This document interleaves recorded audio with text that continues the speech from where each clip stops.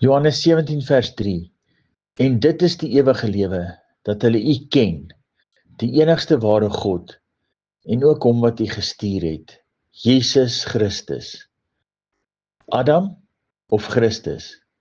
God se intensie is dat ons lewende kinders van 'n lewende God sal wees.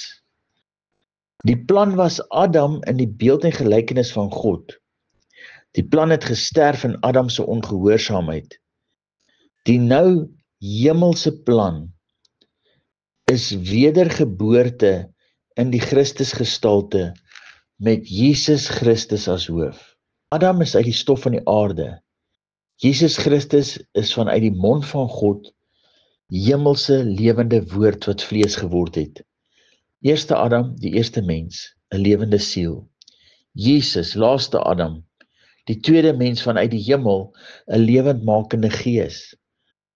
Dis bestem dat ons die aardse en stoffelike moet beleef en vanuit die riem ontwaak in Jesus Christus, in die geestelike deur sy gees.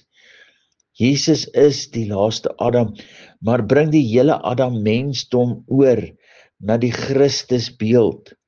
Onse Vader, help my gees om te glo.